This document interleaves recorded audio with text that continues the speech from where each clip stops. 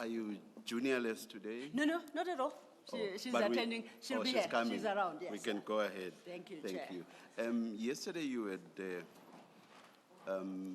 finalized the part that you were dealing with just before the adjournment. Yes. I don't know whether you are moving on to a new area altogether or whether you are going back to Mr. Brown Mokhodzi. If you are going back to Mr. Brown Mokhodzi, I will suggest that we should start right from the beginning as if the general has not said anything about him, so that everything is self-contained. I fully agree, Chair, and thank you for the guidance. And that's what we intended to do, how we intended to approach the matter. And I do confirm that we are going to start with the issue of Mr. Brian Mokhodzi. Just by way of housekeeping, you recall we stood down that part because the general realized that the annexure we had was incomplete.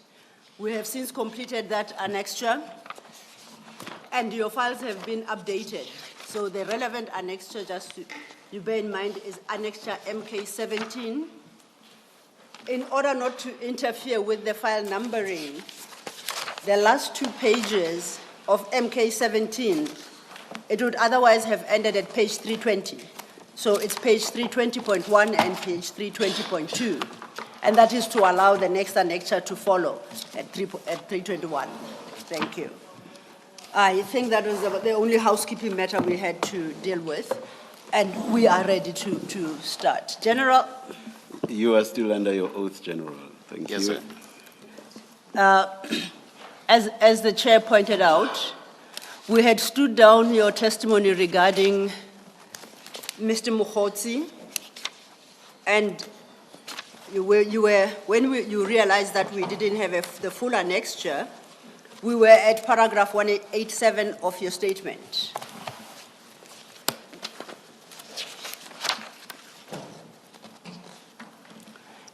You wanted to deal with what you set out from from paragraph 187 with reference to the actual communication that you said yesterday you had screen grabbed from your phone. Those are MK17 and your file too has been updated. I suggest you perhaps you keep MK17 open to your right or left, whichever works best, while you work through your statement, so that you can cross-refer each time whenever it is necessary. So, in dealing with Mr. Mokhodzi, it's under the heading, a subheading, the executive, under the bigger heading of politicians. You recall we dealt with politicians under, within the scope of parliament, and now we're staying with politicians, but this time shifting to executives. And that's where this evidence comes in. And as I say, it starts from page 187. So you can testify starting at 187, and you take the commissioners through the issues that you found concerning based on annexure MK17. Thank you. Thank you so much, Commissioners. As I wanted to indicate yesterday, the issue of a gentleman called Brian Mokhodzi, who is an associate of the minister, and that was collaborated by the Chief of Staff in the office of the minister. This Brian Mokhodzi, we have since discovered that he has links with the underworld. When confronted by this relationship between the minister and Brian Mokhodzi in a parliamentary sitting on the 5th of March, the minister denied it, of knowing the person. And however, in a private conversation, as I had stated, that during the press briefing, that the minister, subsequent to that, at the end of March, he had a conversation with a private individual, and he confirmed to know the person, although denying the person as an associate, but yet confirmed that the person is a comrade. And I said, I do not know the difference then between a comrade and associate, but the word we used was associate, as confirmed by the Chief of Staff. How I came to know Mr. Brian Mokhodzi is that as reflected on my statement that on the 30th of September, I received a WhatsApp message, and this WhatsApp message came from a person who described himself as he sent me the message on the 3rd of September, where he indicated... Sorry, General, can I interrupt you? Yes, sir. Just remember that the proceedings are transcribed, so when you say 30 September, give the year also. The year, Was okay. it 2023 or 2024? Yeah, no, thanks, Commissioner. My apologies for that. This was on the 30th of September, 2024, when Mr.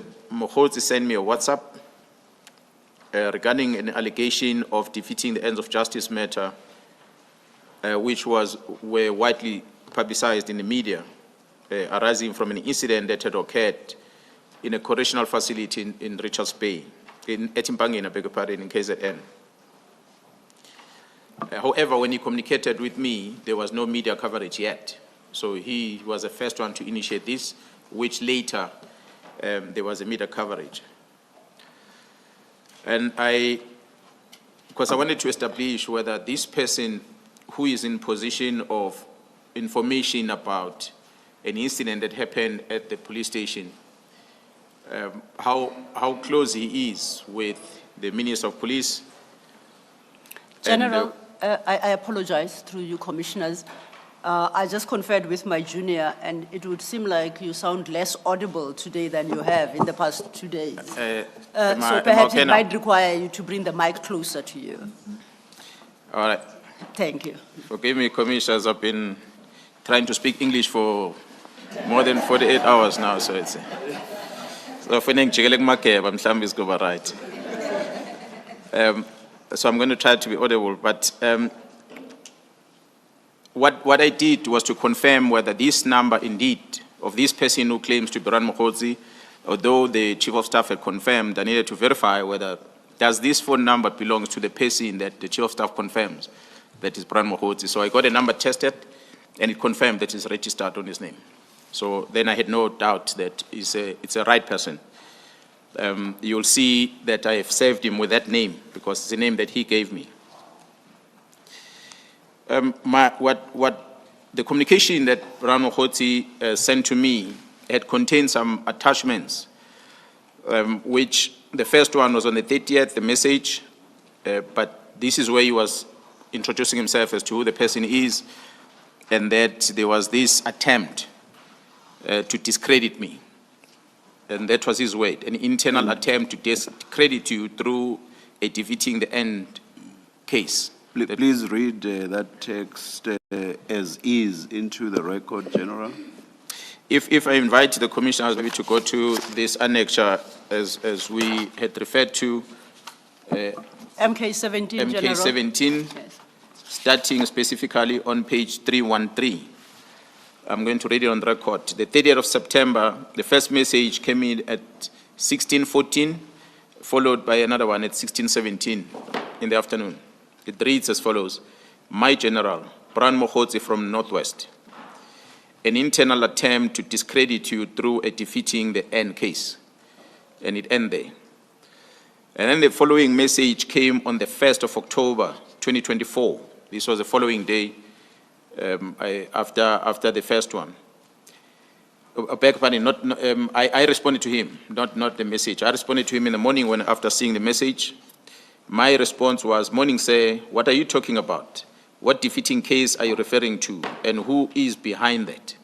So this message was sent at 7:44 in the morning, me responding to him. And then he responded, a short message, thanks. And shortly after that, this was at same day at 7:44, almost immediately as after sending my message. And he then attached 2 documents. And these documents that he attached was a letter, a police letter, which is written here on Annexure KZN factual report. So it's a letter that he attached.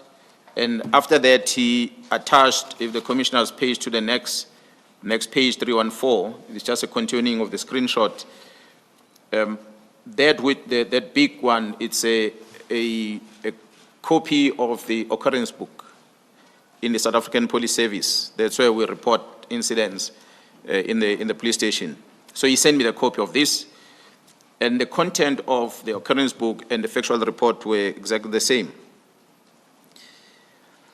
And it surprised me because these are documents of the police, and a person who's not in the police should not be in possession of this.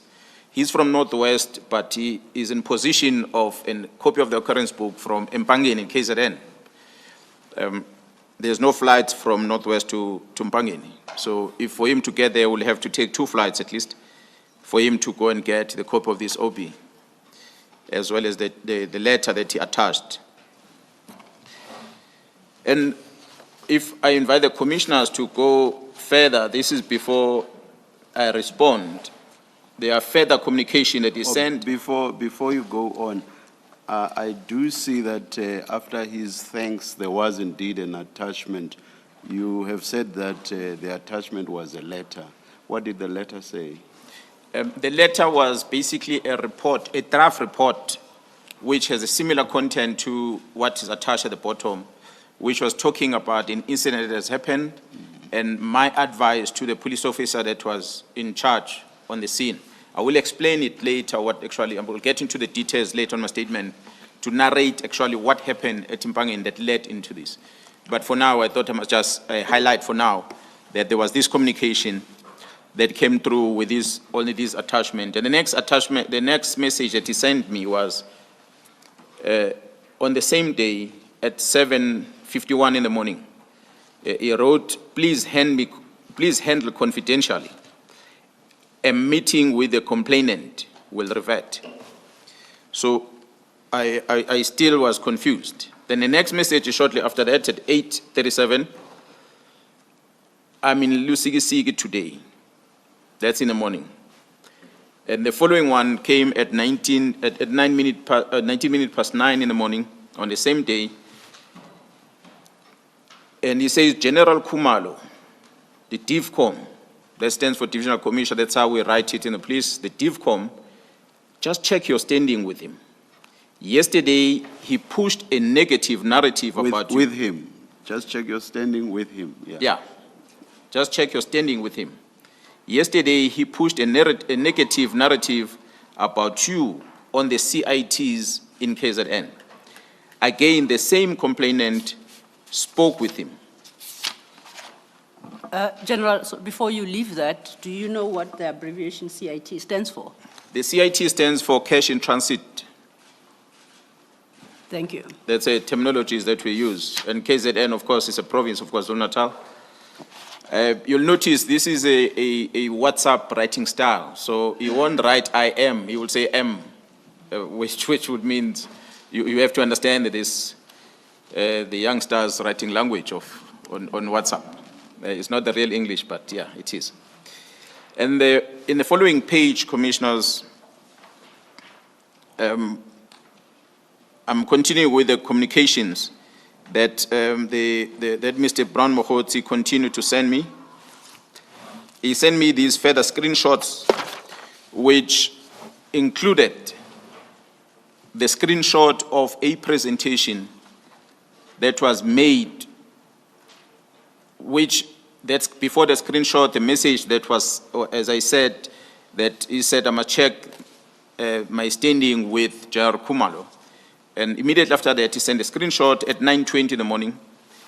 And I must say, it might not be clear on the attachment, commissioners, but that screenshot is written a year and the name of the division, Division Crime Intelligence,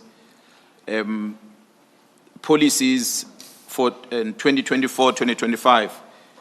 I think if we get a clearer print, I will see that. So as you can see, it's a picture that was taken in an angle. Someone took a photo of the presentation as it was made. He took it with a cell phone, and whether it was him present in the meeting or someone who was in that meeting, by reading the heading of what the presentation on the projector says, it's definitely issues of crime intelligence that only people that supposed to have a knowledge about crime intelligence policies and the likes should be part of this presentation. And the following message that he sent me 2 minutes later, he then says, I hope you understand. Before you go on, General, did you get to know whether there had indeed been such a presentation? I did confirm with the Divisional Commission of Crime Intelligence, and it did confirm that there was a presentation that was made a day before this screenshot was sent. So, and he confirmed that Baran Mokhotsi was not in that meeting. The people that were in the meeting is a minister and some of the minister's staff and the only management of crime intelligence. Only the senior management of crime intelligence that were in that meeting. So it is one of the people that was in that meeting that took the screenshot and sent it, of course, to Baran Mokhotsi. Hence he forwarded this thing to me. And his last message was, I hope you understand, will revert confidentially is key here. That was his word. I hope you understand, will revert confidentiality is key here. So hence I say, commissioners, that this meant one of the two things, that either Mokhotsi was part of the meeting or a senior person, either from the police or from the ministry that was in that meeting, shared this meeting with this Baran Mokhotsi. And that was a concern for me, because a person who's not a police officer, even worse, a person who's not working at crime intelligence, will sit in such a meeting and be able to take copies of presentations. Or alternatively, someone from... No, you are safe, commissioners. Apologies, Chair.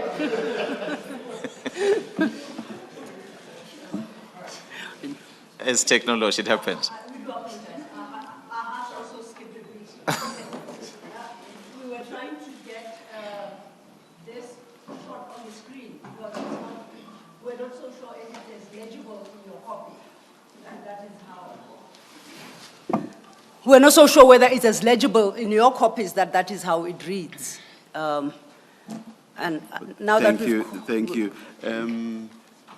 General, maybe you will get to this. If you will, then you don't have to answer now.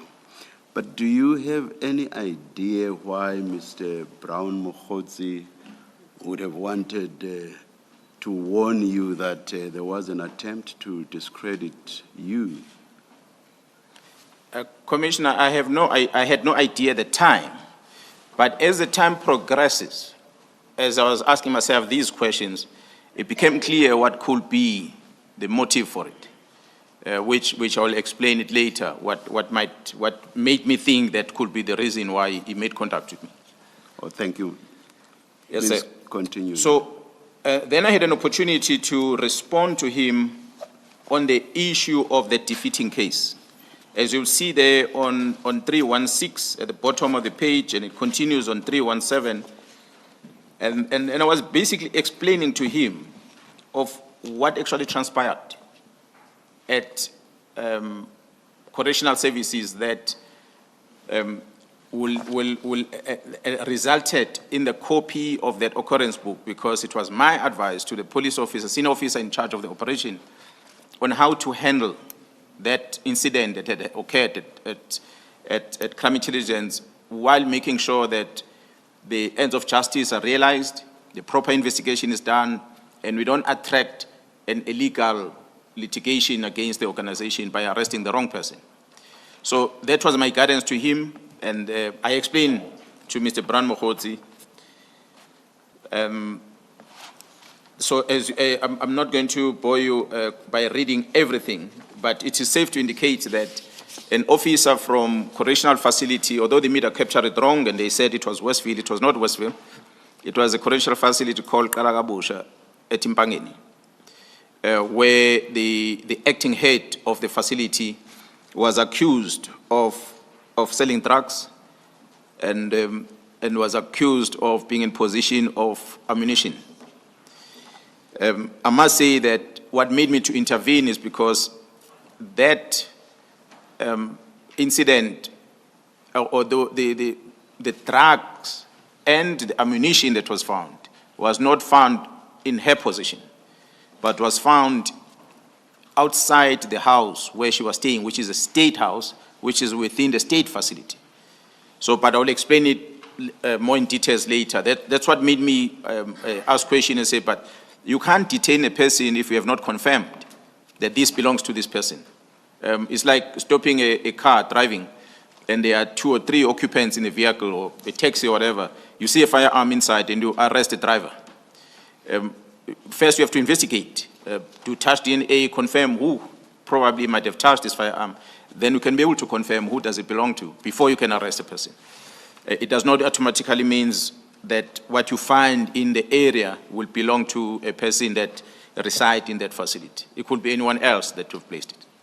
The explanation that you gave, Mr. Brown Mokhotsi, is quite long, spanning more than a page, as reflected in the annexures. Can you explain why you felt obliged to give Mr. Brown Mokhotsi an explanation at all? Why do you owe him an explanation? Commissioner, I since when I established this man is close to the minister, and then he gives me this thing, so which means there is someone somewhere that is planning something. It could be maybe the minister is under impression that I'm involved in the wrong, knowing for a fact that the minister stays few kilometers away from the police station and that prison. That's where his residence is. So I felt, let me provide this information because this person is close to the minister, and he had said he's with the minister at Lusigisigi, of which when I checked with the Chief of Staff said the minister is indeed at Lusigisigi, but he did not say anything about Mokhotsi. I tried to investigate to establish whether I was indeed with the minister at Lusigisigi or not. But I felt that let me provide a little bit more explanation to him so that the minister can have a picture. If indeed he was sent by the minister to communicate this to me, let him have a picture of what is going on in that place. I can summarize maybe some of the things that are sitting in this text. That I had said when I started 2 days ago, that according to the Constitution and the law, I have a responsibility of managing the police in the province of KwaZulu-Natal. So it is expected of me and the men and women that are working in that province to make sure that we discharge our duties according to what the Constitution and the law is expecting from us. And therefore, it happened at one stage that there is a company in KZN that is called Richards Bay Minerals. It's a big company that does sand mining. There were incidents that had happened in that facility, in that company, that led into murders of some of the executives. And when it happened, there was a meeting that took place, which I attended together with the Premier at the time. And the Minister of Minerals and Energy, Minister Gwede Matashe, was in attendance in that meeting. So he actually convened the meeting. He wanted to engage with the communities because quite a lot of mining companies that are situated in Richards Bay. So during the presentation and then meeting, it came out that there are cases from RPM that involve executives in RPM that has not been solved. And the business people were sharing their frustration to the minister about the lack of police, efficiency in dealing with the investigations of those cases there. I then, because I was present as a provincial commissioner, I had to take responsibility for that. I didn't need to have a minister telling me that Jerome Konas do something about this. I was present, and the minister is listening, and it took us with the Premier is present. So I took it upon myself to make sure that I prioritize the investigation of these cases. I then went back to the office. I deployed the team. This was 2021. I deployed the team to Richards Bay. And the team is made out of detectives and the tactical team that must protect the detectives because the complaint was around the tenders, business forums and all those things that are happening in the area. So I had to put the detectives together and have this team that is going to protect these detectives. So I paid out of the budget that was not budgeted for. If you recall, Commissioner, we spoke about teams that we can deploy ourselves as Provincial Commission. So I took it from the operational budget of KZN without telling the National Commission, so I sent a team there. I accommodated them in the area there at Richards Bay, so I had to pay subsistence allowances and everything else. Theirs was to investigate those dockets. There were about roughly 5 or so case dockets. They stayed in Richards Bay for the whole 12 months. In that period, they couldn't crack that case, those cases. And they were only assigned for that. They could not get us results. So on quarterly basis, I'm getting reports. They are doing a lot of successes. There's a lot of arrests and cases going to court, convictions, but it's not about these, which their mission is. Go and deal with these dockets and finalize them. So they're not resolving any of those dockets. Although I must say, commissioners, that they did arrest one person who was linked with the matter of the executive of RPM. They arrested the person, he was taken to court, and he applied for bail. The modus operandi, as we know, that when the criminal or hitman is involved, someone is going to pay the lawyers to defend, to make sure this person goes out on bail. Which I think some of the weaknesses in our system, that we don't ask questions, that you are unemployed, but you are affording a very expensive senior counsel to represent you on a bail matter. We opposed bail, and that person was released. As soon as he left our facilities, they killed him. And he was a link to take us higher the rank as to who would have sent him. But they killed him. So that case almost did not go far. But majority of the cases that the team ended up achieving were cases that of theft and the likes that were happening within RPM. So what will then happen is RPM, if there's a loss of something, that the theft of something, they go to a police station, they go with these detectives. When they arrive at the police station, open a case of theft, the detective will take this docket and investigate it and arrest, convict. Another theft comes in. So they end up having successes of RPM that's got nothing to do with what they are sent there for. So they became like a police unit for RPM.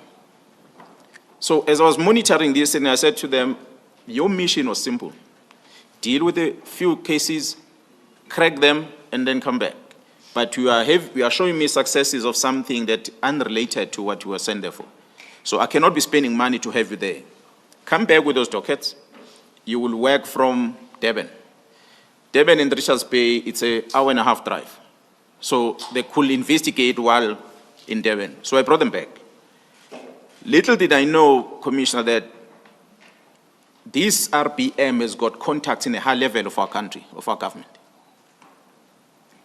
Because what followed after that was a call that I received from my boss, the National Commission, who said to me, but I hear that you had deployed people in Richards Bay and you withdrew them. I said, yes, I deployed them there for a mission. They didn't achieve the mission. A year later, I brought them back, and they are still carrying those investigations, but from my office. Then he said, no, I received a complaint from the presidency. You must send these people back there. So I said, okay, well, I don't mind to send them back, but you must give me the budget, because I don't have money to send people back there. Then he said, no, put up a plan. I'm going to finance it. Then they said, okay, that's fine. And I told my deputy to prepare a plan. Now my approach, commissioners, was that I'm no longer going to be sending people, these 5 members, to investigate the 5 cases from RPM. I'm now going to put a bigger team that is going to deploy in this area and service other business people as well as a community in that area. So I must have a bigger team because there's drugs in there, there's hijackings and many other crimes that are happening, and RPM is not the only one that is affected. So while I'm preparing that plan, which the National Commission confirmed that the CFO is going to make money available for that. While I'm preparing that plan, I then I received a phone call from a commander of the Special Task Force at the time, Brigadier Gaffley. I had said earlier I worked in the task force. So task force members and myself, we communicate. Most of them have got my numbers, so they call me anytime. Brigadier Gaffley calls me, and he is at RPM.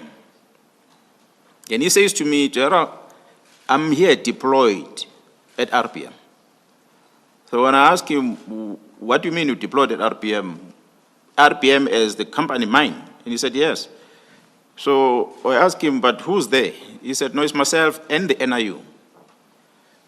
Task Force and NIU are the fighting squad of the police. They are not investigators. They are the ones that do the dirty work. If we have to arrest someone, if to penetrate houses, they do that. They don't go and present cases in court. It's not their job. But they found themselves deployed in RPM. And he says to me, General, I'm told that there were detectives that were deployed here that you withdrew. Can you have those detectives back here? So, because there must be investigation done, and I don't have anyone who does investigation. So I said to him, no, I think you need to come and see me. So he drove down to Durban. When he arrived in Durban, and I asked him, but who deployed you there? He said, no, I was deployed by my component head, General Zulu, who was a major general. She deployed us to come and work here, and I asked, so where are you deployed to? The entire area or RPM only? He said, no, RPM strictly. Our instruction is that you go to RPM, you don't work anywhere else.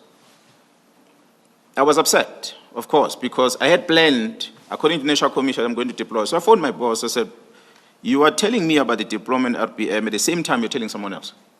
What's going on? And he said, no, I think we need to engage with Jar Musigiti, who's a deputy national commissioner. And so I then decided to keep quiet. I released these detectives to Brigadier Gaffley. So he included them on his budget. They went back to RPM. So they sat there for that period. And was this again to be RPM only, or was it now to be in accordance with your plan of servicing the entire area? No, it was for RPM only. I can confirm that. So the members deployed there for, I think, almost a year. So RPM had the privilege of getting a SAPS deployment to service only them, which was funded at the national office. I'm sure the management of the police will come and explain as to what informed that and the cost that was spent on it, which was against my proposal. So they were there for RPM and nobody else but RPM.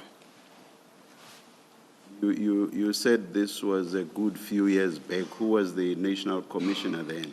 The current national commissioner, Chara Masimula, was the boss.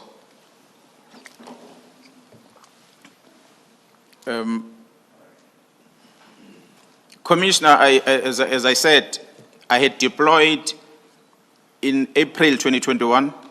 They stay there for the whole financial year. A national commissioner gets appointed in 2022 as a national commissioner. When I'm getting this, when this deployment happens, he is now a national commissioner at the time. So this team had worked there. So they were, however, they were rotating in that place, but they were not talking to the district commissioner. They were not talking to me. So I had no clue what they were doing. The district commissioner had no clue what they were doing because we were divided into 11 districts. So I had someone who's managing the district. When this incident of the prison happened, the regional commissioner of correctional services woke me up with a phone call at night, and his question was, colleague, we are in the same security cluster. We are arresting one of my senior managers, and you don't even inform me. That courtesy, not that it's a must. So I was surprised. I said, but what are you talking about? I don't know any senior manager being arrested. He said, no, but the acting head of the facility at Mpangeni has been arrested. Because I did not know anything, I contacted the district commissioner, Major Jaron Ngubane. Major Jaron Ngubane did not have a clue of what's going on. Because he even said, I don't know what those members are doing, if there's anything done by the RPM team, because I don't know. So he contacted the police station at Mpangeni, and he discovered that indeed there are these members from the head office that are sitting in KZN, deployed for RPM, that are at the police station with the intention to detain the acting head of the center. This is Kalagabusha, as you said earlier. Yes. I have the contact details of one of the NIU members that is with that team, Captain Guna. So I phoned her. I think she was the only lady in that team. So I phoned her because I don't know the others. I know that she's in that team as well. So when I called her, I said, but are you part of this operation? She said, yeah, no. They called me, I said, I must come because apparently there's a lady in there, so I must join them in case we have to search and the likes. So I asked her, what was happening? She said, I can't explain. I don't even know where the background of this operation, but the commander is Colonel Matthias, you can explain. So she gave the phone to the colonel that was in charge of the operation. And Matthias is, I think, from Gauteng, somewhere in Johannesburg. So then the colonel explained to me what was happening. He said they received the information about the drugs at this house, inside the facility. So the correctional center has got one main gate with the fence, it's a compound. Inside the compound, you have a facility for correctional service where you have another access into. That's where the detained inmates are sitting. And then you have the office block, and then you have a residential area. But it's all in one area. So the question first I asked this colonel was, Colonel, you are arresting this acting prison head. What is the charge? Then he says to me, it's the possession of drugs and ammunition. Illegal possession of ammunition as well as illicit substance, which is drugs. So the first question was, how much of the quantity we're talking about? They said, no, it's a handful. Not many, just capsules. So the first question was, do you know if it's drugs or not? Did you test that? And he said, no, I have not tested. He said, but you're going to put a charge on our register that is drugs. When it comes back for a forensic and it's proven that it's not drugs, what are you going to do? That was first a problem. The second was, before you did all this work, did you have a search warrant? And he said, no, we did not have a search warrant. I said, okay, it's fine, never mind. You've conducted a search without a search warrant. Where did you find this thing? Or explain to me what happened. He said, no, we arrived in the place, we're told there are drugs inside the house, we entered the house.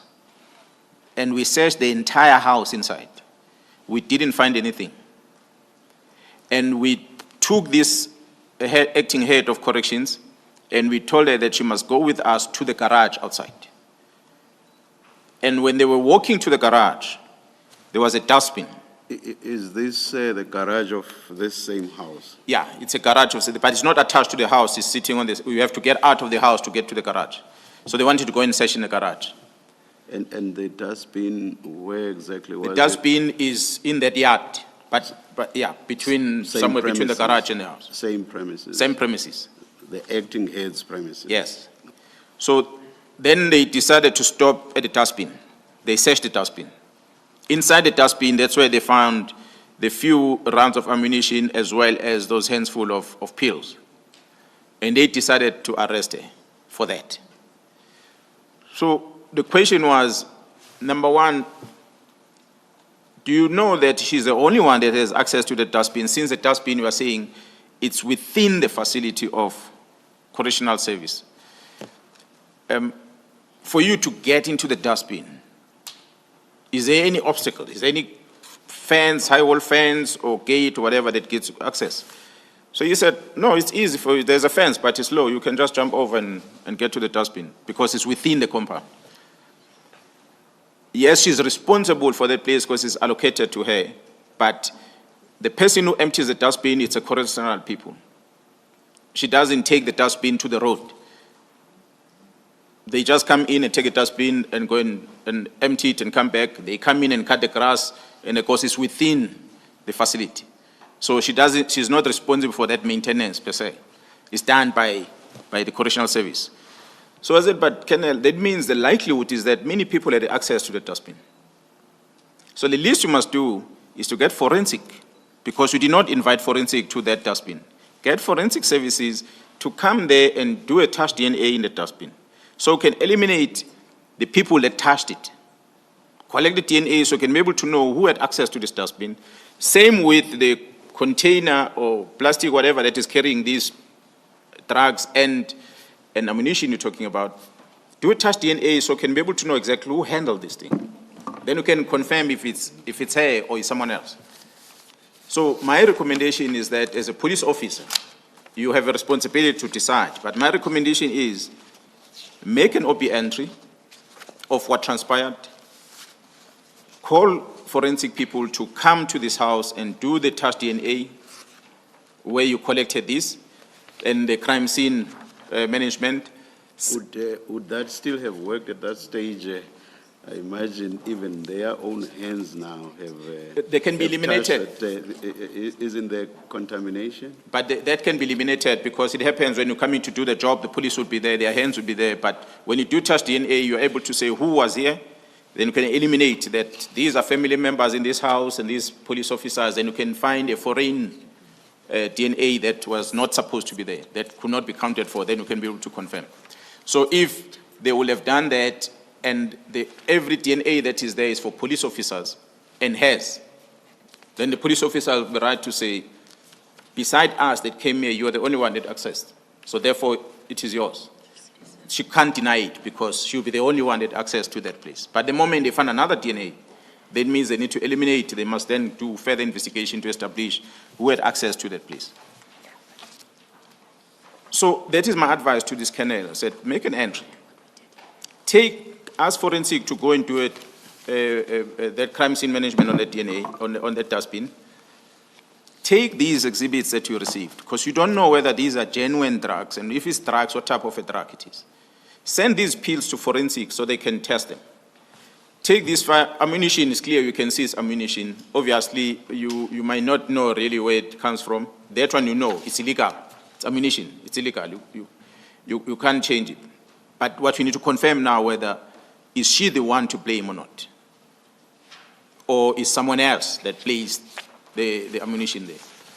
And that's exactly what the colonel did. He made this OP entry, and those items were booked in the register, and they will have been sent to forensic. I don't know whether the forensic people were invited to come to the crime scene, but this is where they ended with that.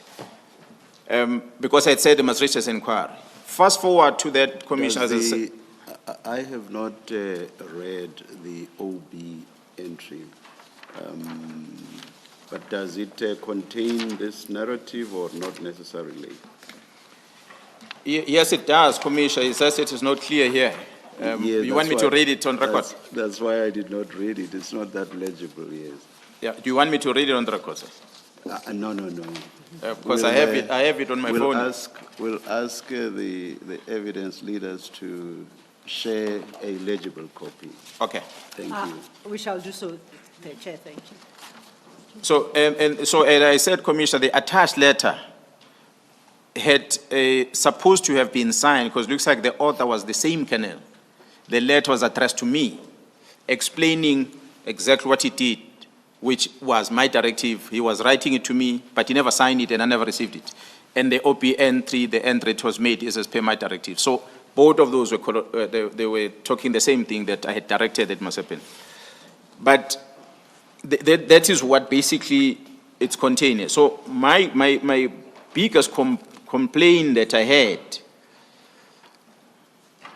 Before you go to that complaint, so on your understanding, the charge that Mr. Mokhodzi was warning you about, is it your understanding that it related to your, let me loosely call it, intervention? Interference, basically, that's what the defeating the ends of justice. Yes.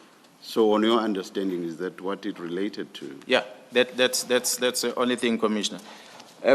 So I explained all these things, Commissioner. That's why the message is this long. Because I felt that I must also express my opinion about this team. That they ended up doing something that is not in their mandate. They came here for RPM. And they're police officers, so when they get information, they must act on it. But after acting on it, they must follow the law. They cannot just jump and do something. So it mustn't be that they are sent to go and arrest a person, plant in evidence and arrest a person because maybe someone wants to deal with that person. It might as well be a correct information they received, that there are indeed drugs in there. But by the time they arrive there, those drugs might have been moved. So physical search of the drugs, you don't find them. But if you bring forensic to come and see whether they were drugs, they've got lights, they've got many things that can verify that there was something here that was moved. So that's what they could have done, and they didn't do that. So that's what I was advising them on, that the information might be correct, but you did not get what you're looking for. Hence, in the last paragraph of this annexure, if I read it on record, as I'm communicating to someone that already said, is close to the minister, confirmed by the CFO, the Chief of Staff, and I wrote here, the minister will learn the truth one day about that team which have been complaining that I make them conduct crime-fighting operations which are outside their mandate. Although when they want, they do such duties, e.g. this one which was carried out without my knowledge. So basically, I was trying to communicate to the minister via this Mohotsi, that there was this deployment at RPM that as a provincial commissioner, I don't know about it. I was not consulted. I'm not controlling. The district commissioner doesn't control. They report straight to the head office. I wonder whose interest receiving. And the complaint was the presidency complained. That's why we must now deploy. But the National Commission maybe can explain that in details, because to date, I do not know what was the reason. And there was an intervention thereafter. I must say I was paraded by business people in that area complaining, why am I prioritizing RPM over them? And I told them straight, I don't know anything about RPM. They must get the minister to come there. Minister Cele at the time, so the minister came, the National Commission came, so we said, and there was a discussion that you need to reconfigure this and make it big and let it be under my command and it serve everyone else. So from that time, then it became my operation. But Commissioner, as I said, I was going to explain this thing later. In my statement is there. Maybe by the time we get there, we don't have to repeat it again because we already spoken about it. Commissioner, the communication continued, as you can see here. Remember, he had sent me a lot of messages.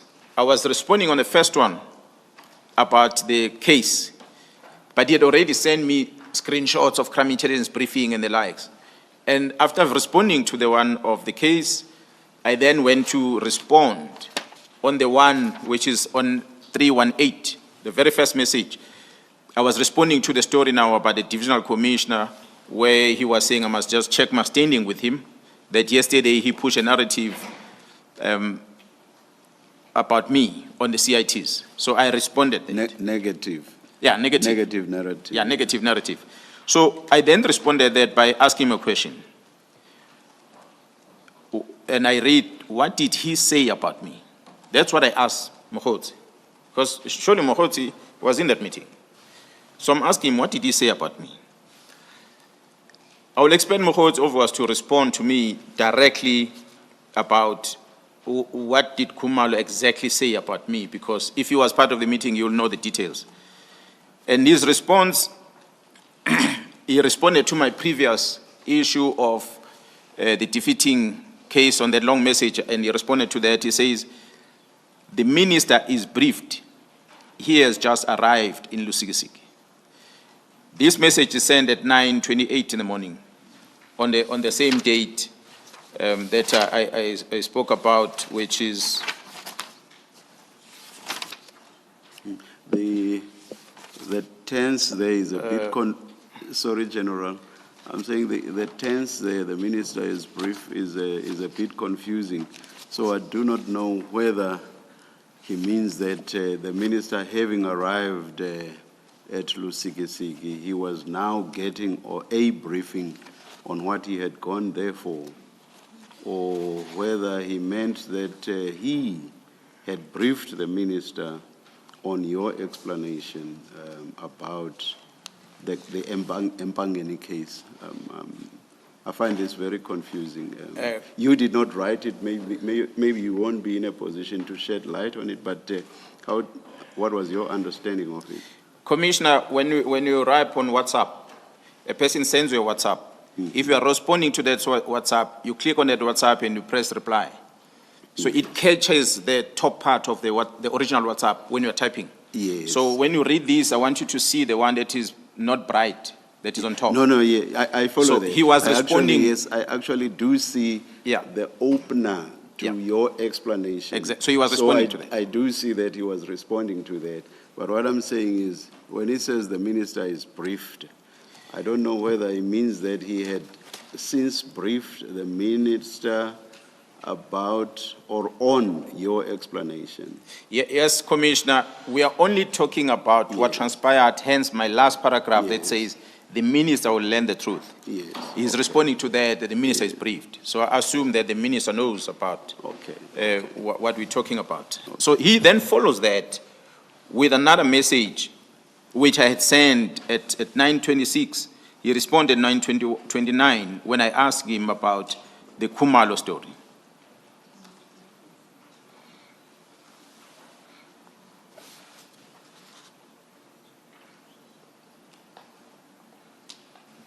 Thank you.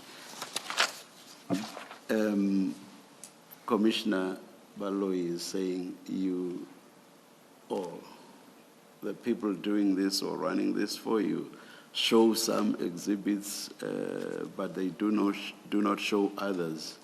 And maybe if there could be some consistency, are we showing or are we not showing? Oh, quite appreciated. It's a valid point. And perhaps I should warn us not to get as shocked as we did first time around, in case the technology gets the better of us. But we will try and project. We don't expect to be. Yeah, we are at Much 318. Yes. I think,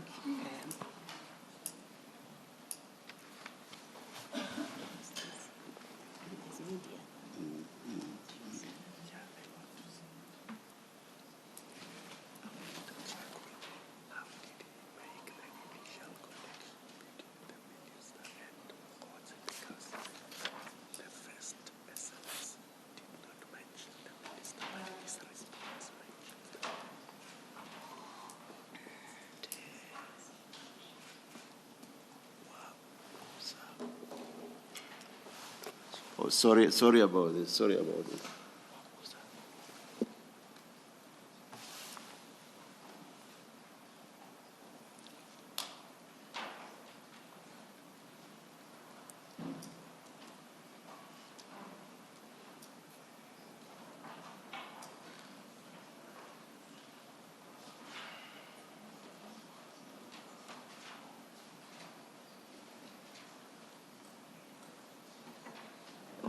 We may continue. Thank you. before we do, Chair,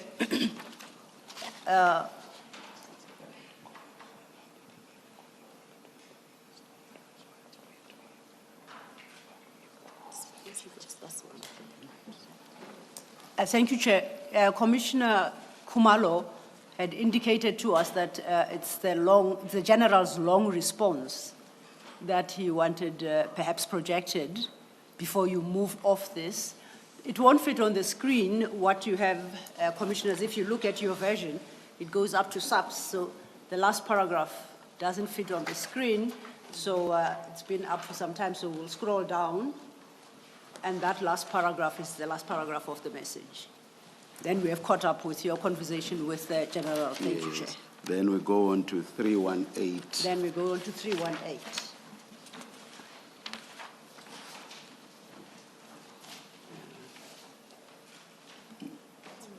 You've gone past. Unfortunately, we are working on the scrambled ones electronically as they were yesterday. Our files have updated, but not the electronic version, Okay. unfortunately. Now, your 318 as it currently stands was not part of the original annexure, which is the electronic version. Okay. So we will stop projecting at this point. Otherwise, it only serves to confuse. Perhaps Commissioner can guide them to say, go to the one that starts with the message, what did he say about me? So you're able to follow. It's the first message.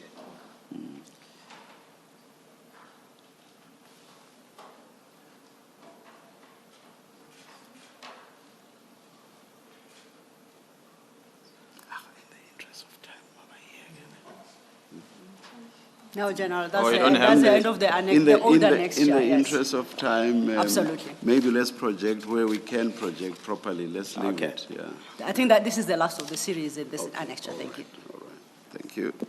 Okay, Commissioners, if I may continue then, the message that he had sent, which I said earlier, The minister is briefed, he has just arrived in Lusikisiki. The minister on the day was visiting the incident that happened in Lusikisiki where many people were killed. So this was just another confirmation that this man knows exactly about the minister's movement. So he's either with him or he's informed about the minister's movement. That's why he can write messages like this. This was again to confirm that I have to trust that he's a person who's close to the minister. And when he responded to the message I sent him earlier of what did Khumalo say about me, his response was, Jen, which means general in abbreviation, Jen, this must be in your chest. So which means he wanted me to keep this secret. And I'm wondering now, why is he telling me if he doesn't want me, this thing to go public? And then my response, of course, because I wanted him to get me information, I said, trust me on this one. And then he wrote a message, which followed at the bottom of 318, which reads, I'm going to read it on the record. You are having your interest, and that maybe you are having your own cartel. You don't listen to the CI, that is crime intelligence. Then Masimula intercepted him. So, which means General Masimula was in that meeting as well. Also spoke about your provincial crime intelligence member. Remember, he is retiring. I think there's message missing there. He's retiring next month. And if we move to 319. Can you please, in your own words, explain what the first part of this text means, starting from you are having right up to intercepted him? It's rather cryptic. At the time, my understanding is that he's telling me that what was discussed in a meeting, which he sent me a screenshot on, the one that talks about crime intelligence policies, they were discussing me, about me not wanting to cooperate and working well with the head of crime intelligence in KZN. So that was my conclusion, that he was saying that I don't want to cooperate with them on information that they are giving me. I don't want to operationalize such an information. And that's why he even knows that the head of crime intelligence in KZN is going on retirement. So this is a person who knows everything about the police, even knows when is a person retiring. Thank you, you may continue. Yeah. So and then the following message on the next page, 319, I then asked him that please get me that presentation if there is one to confirm or otherwise if there is any recordings. Because I wanted to get a proof that what was this presentation about that he has access to that I don't know. The response from him, what made me start connecting the dots. Remember we spoke about investigation and pictures starting to emerge. His response was nothing. General Khan will brief you next week.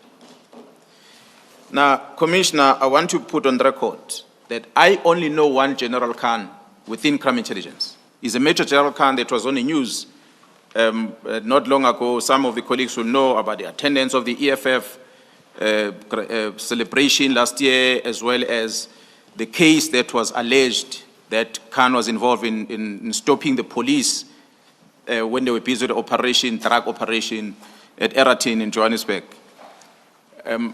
When he sent me this, I then concluded that means General Khan is in that meeting. It is General Khan most likely that is feeding him with the information.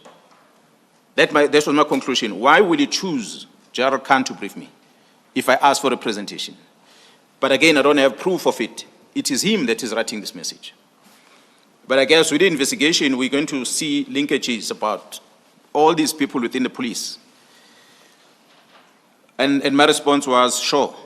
And then he sent another one to say back in Joburg, and after that followed by phone calls, and there's many other communication that followed thereafter. I don't have to read all of them, Commissioners, as you can see that are following on those attachments. And as I said, General Khan has been on the news. He's a component head within crime intelligence. General Khan, when he sends me this message, General Khan was appointed his post that he's occupying as a component head at Crime Intelligence is an operational intelligence support within Crime Intelligence. But he was appointed acting as a component head of counter and security intelligence. When Kumalo arrived at Crime Intelligence, that was a position that Jarkan was acting on. So Kumalo, I understand, he had moved him back into his old position. Counterintelligence, if I can indicate, Commissioner, is that the vetting is done at counterintelligence. Majority of operations like this drug cartel operation that is holding counterintelligence investigation, it's conducted in that office. So meaning it's a person who, it's an office that really is in the heart of intelligence operations. Jarkan was acting there. Jarkan has since been moved back into his technical support. I'm not saying that Jarkan is involved in these leakages of information to the members of parliament and to the other people, but what is interesting is that almost everything that we see happening in parliament, in the media, comes from that component of crime intelligence.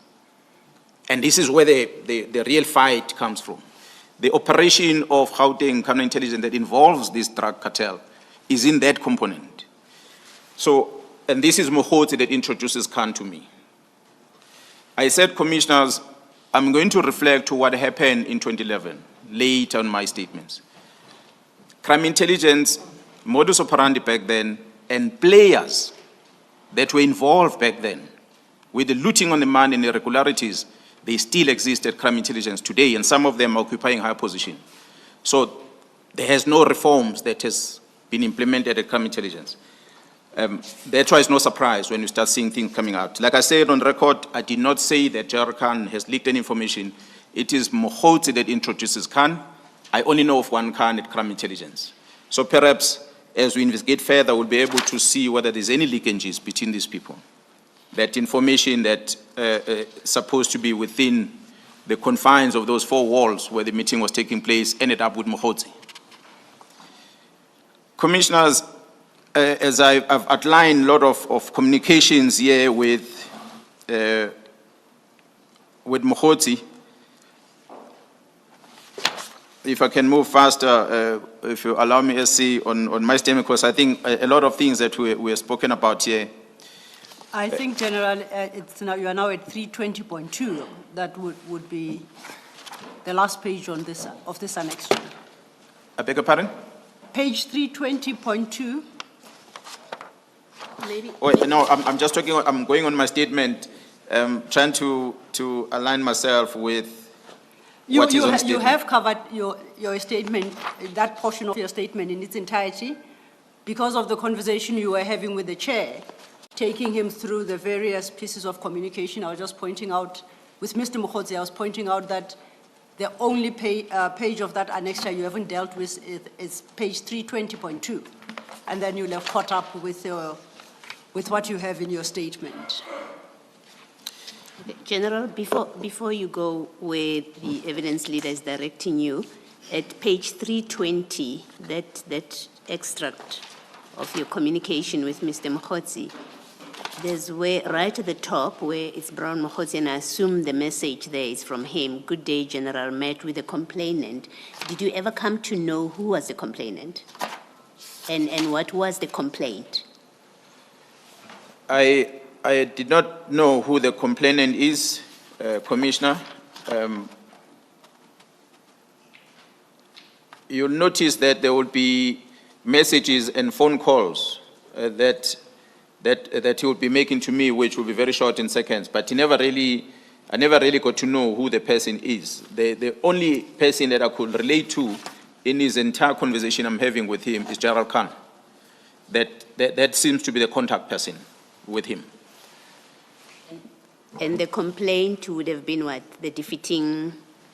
Even that, Justice. it did not explain to me who's planning this defeating.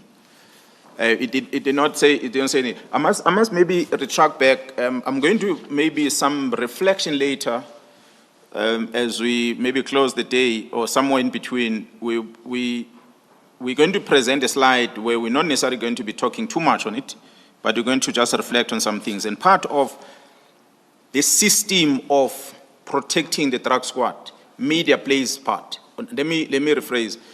Journalists within media houses, they are part of this in pushing certain narrative. Why I say this is because a very well-known veteran, Ziligas of Africa, had contacted me almost immediately after this incident happened of Impang